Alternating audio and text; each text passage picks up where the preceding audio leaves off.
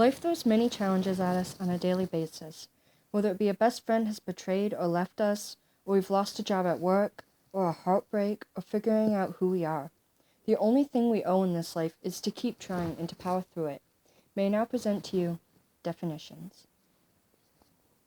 Life is confusing and full of questions and wonder, and we all have to figure ourselves out and to follow an unknown path of confusion and mistakes. While each trial makes us stronger and pushes us to be our best, some people have to figure out their future career, others have to figure out who they love, their gender, their sexuality, and we all have to figure out just what we want out of life. Each choice we make defines us, whether it be on a small scale level or on a large scale for the world to see. These choices should not have to define us because they do not decide the value of ourselves. Life is a timeline, but the only problem with this timeline is that the length of it is unknown. We all have to guess what we have time for and what we don't. Beginning the day of our birth, every action is a countdown until life is over.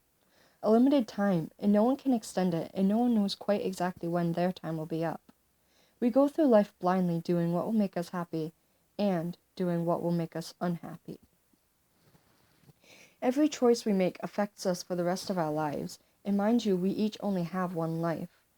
The constant weight of the possibility of making the wrong choice smothers some and makes life even harder, so we seek the approval of those closest to us.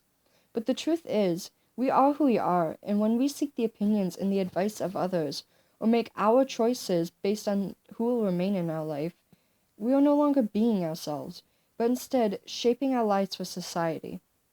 We lose ourselves all too often trying to become someone we aren't, so that we can have support and we can have love. We all need to wake up and realize that if someone, or even society itself, can't love us, or respect us as who we are, then they don't deserve for us to give up our own happiness and to conform to them, or to make them happy just by us giving up ourselves.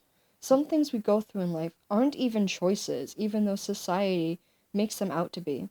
Our gender and our sexuality are two very common examples of identity made out to be our choice. Poor people are commonly seen as lazy or unintellectual, which isn't correct in any sense. People have to pay a lot to go to college and to expand their knowledge, and in return they're unable to obtain jobs in the field that they've studied for, rendering all that money to be basically useless. All they have is proof that they've attended, and that they've used a lot of money to learn and earn a degree, but still remain unable to get a job to pay for earning that degree. And we all know student debts are placed high on a list of what needs to be paid off. We are defined by our hairstyles, the clothes we wear, the grades we earn. Common mantras I've always heard are, looks don't matter, it's personality that counts, or don't judge a book by its cover. We have these phrases pounded into our heads, but who truly follows them anymore? A non-straight person is no good for a job, was unequal based on who they happen to love, not how good of a person they are. A transgender person is discriminated against based on the not following gender norms on their genetics gave them at the time of conception. Who are we to decide the quality of a person based on their outside? These differences do not make us who we are, and these differences do not define anyone. What defines us is how we choose to live our life, whether we choose to make a good life for ourselves or to sit back and ruin our foundations, whether we choose to help people or whether we choose to harm them, to allow ourselves to be thrown into one category or another.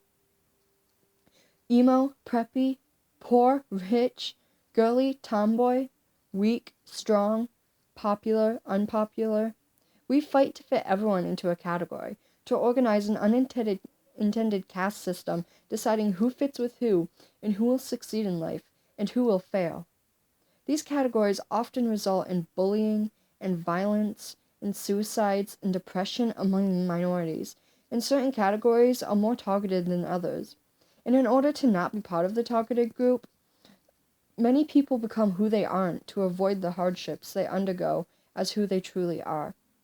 It's all too common that the world only sees people as the categories they're in, and not as actual people.